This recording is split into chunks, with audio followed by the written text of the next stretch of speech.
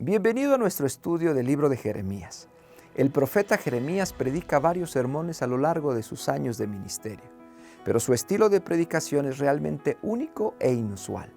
Utiliza ilustraciones visuales para demostrar profundas verdades espirituales. Podemos llamar este tipo de predicación un sermón de acto simbólico.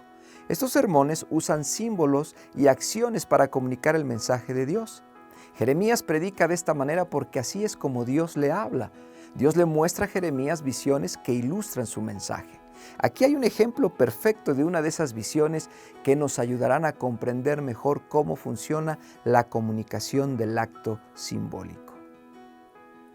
En Jeremías 24, 1 y 2, el profeta revela: el Señor me mostró una visión. He aquí, 2 canastas de higos estaban puestas delante del templo del Señor. Una de las canastas tenía higos muy buenos, como brevas. La otra canasta tenía higos muy malos, tan malos que no se podían comer. En esta visión hay 2 tipos de higos. Cada tipo representa diferentes grupos de personas en Judá. Un grupo se percata que el cautiverio en Babilonia es una forma de castigo que viene de Dios. Ellos van a Babilonia y aceptan la disciplina de Dios y se arrepienten. Ellos son los buenos higos. Su proceso sería algo así. Ellos van hacia el cautiverio, ellos aceptarán la disciplina del Señor. Serán traídos de regreso para comenzar de nuevo en Tierra Santa con corazones renovados y voluntariamente se apartarán de su pecado de idolatría. El Señor dice en el versículo 7, refiriéndose a estos buenos higos: les daré un corazón para que me conozcan, pues yo soy el Señor. Ellos serán mi pueblo y yo seré su Dios, porque volverán a mí de todo corazón. Ahora, los higos podridos representan a aquellos quienes el Señor rechaza por completo. Entre estos higos podridos está el gobierno rebelde del rey Sedequías, cuyo mal comportamiento empeora aún más la situación de su pueblo.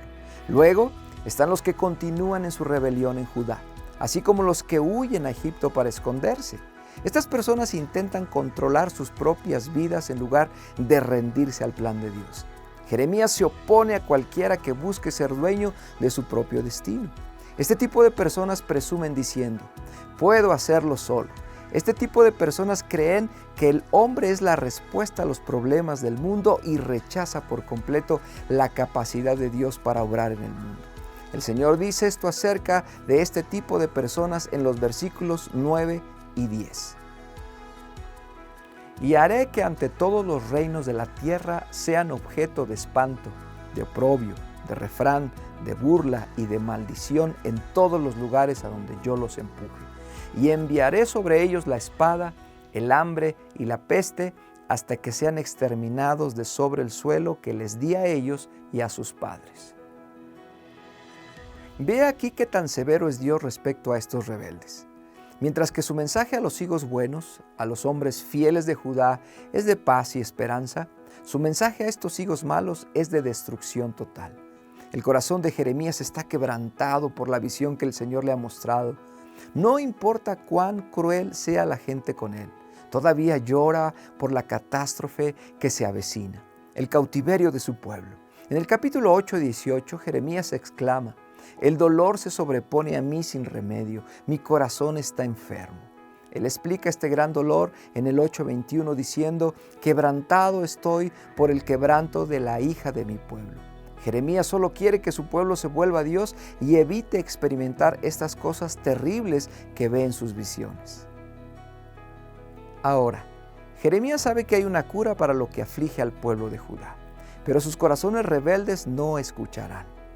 Él dice en el 4:4, circuncídense para el Señor, quiten el prepucio de su corazón. Ahora, la circuncisión física es una señal del pacto entre Dios y Abraham, pero la circuncisión del corazón significa vivir realmente la fe de Abraham a través de la confianza y la obediencia a Dios. Podemos tener una relación real con Dios si vamos más allá de simplemente proclamarla con nuestras palabras o adornar nuestros cuerpos con meros símbolos de fe, como la circuncisión, las borlas o incluso las cruces. También debemos vivir de acuerdo con lo que creemos a través de nuestras acciones. Debemos obedecer los mandamientos del Señor. Si no vivimos de la manera que Dios nos manda, ¿cómo podemos llamarnos su pueblo y por qué debemos esperar bendiciones de sus manos?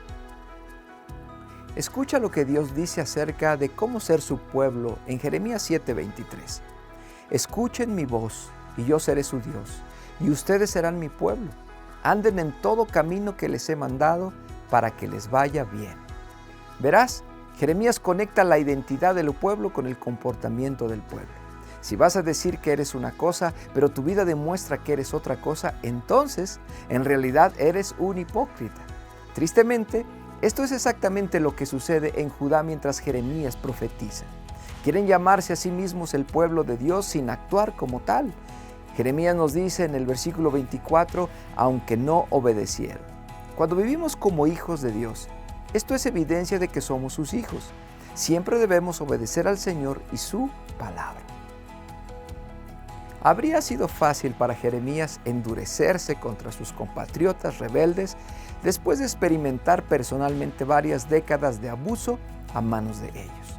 Incluso podrías imaginar que él sentiría cierta satisfacción al saber que el juicio de Dios se acercaba rápidamente. Después de todo, estaban recibiendo lo que se merecían, ¿no? Pero en realidad, vemos que Jeremías llora por la destrucción de Judá a manos de Babilonia. Su corazón está abrumado.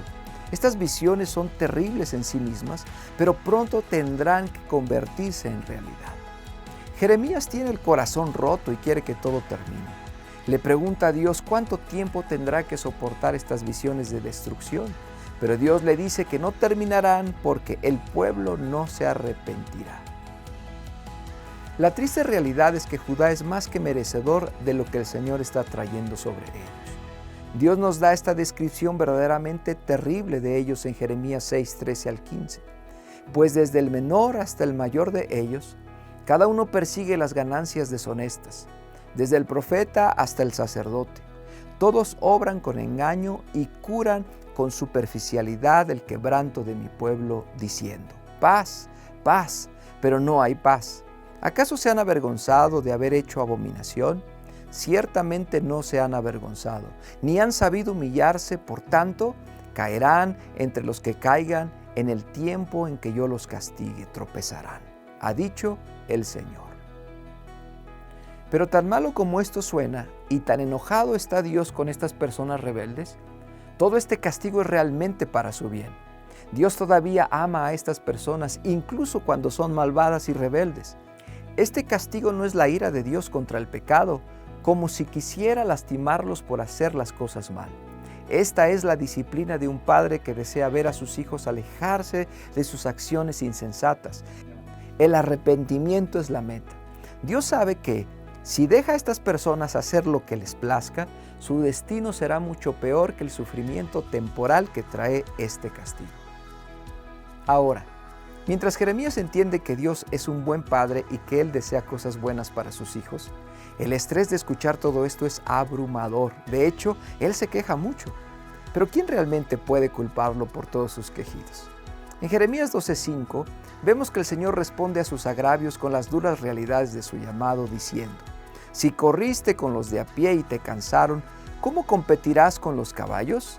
Y si en tierra de paz te caes al suelo, ¿qué harás en la espesura del Jordán? Esta es una palabra sabia para que todos prestemos atención. Vivir para Dios no es para los débiles de corazón. Debemos estar preparados para ello física, mental y espiritualmente. Necesitamos estar equipados emocionalmente para la tarea, siendo inmunes al rechazo, pero abiertos a la corrección, insensible a la adulación, pero aceptando el estímulo. Y lo más importante, debemos ser capaces de discernir las diferencias entre estas cosas.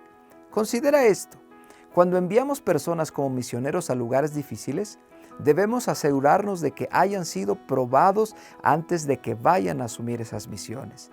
Deben ser fieles con las cosas pequeñas antes de que se les pueda confiar algo grande.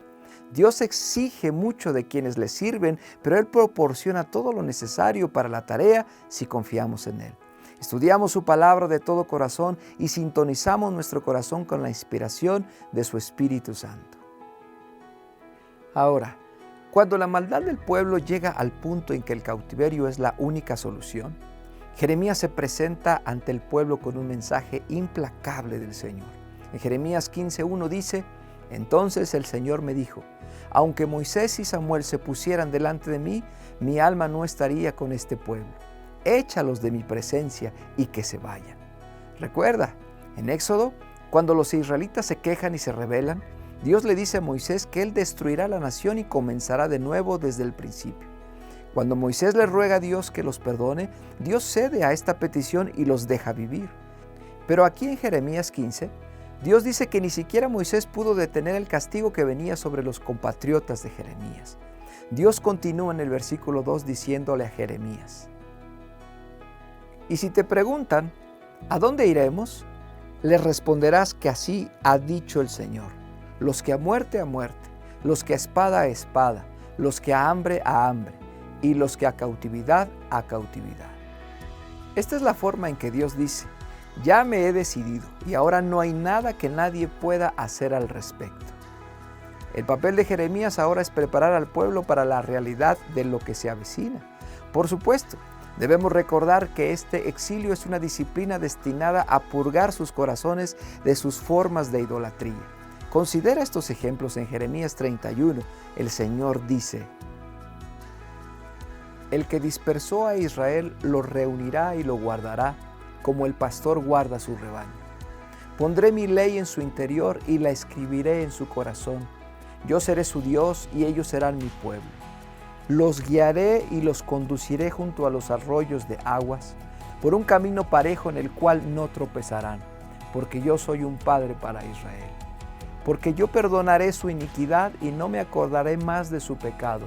Mira, en este día te he constituido sobre naciones y sobre reinos, para arrancar y desmenuzar, para arruinar y destruir, para edificar y plantar. Dios pronuncia estas palabras de consuelo sobre el mismo pueblo que acababa de condenar a la destrucción y al exilio.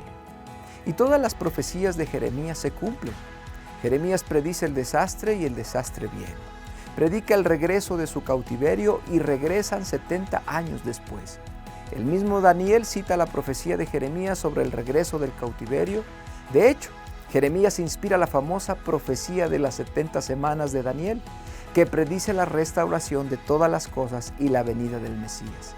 Recordemos que la promesa de Dios nunca termina con la destrucción de su pueblo. Siempre hay esperanza de regreso y restauración. Para concluir hoy, recuerda que estos libros proféticos son las palabras de Dios habladas a través del hombre. Tanto la condenación como la esperanza vienen de Dios. Sin embargo, ambos son para el bien del pueblo del Señor. Todo termina en su gloria. Se le promete disciplina a aquellos a quien Dios ama si se apartan de Él. Él no permitirá que sus amados se alejen sin hacer todo lo posible para atraerlos de nuevo a Él. Ese es su papel como Padre amoroso y bueno. Dios es fiel y nos ama con amor eterno e incondicional. Él promete también que cualquiera que se vuelva a Él será perdonado, bienvenido y restaurado. Esta es una promesa increíble que todavía se mantiene para ti y para mí hoy. Si oramos al Señor, Él seguramente nos librará de nuestro pecado y nos dará nueva vida.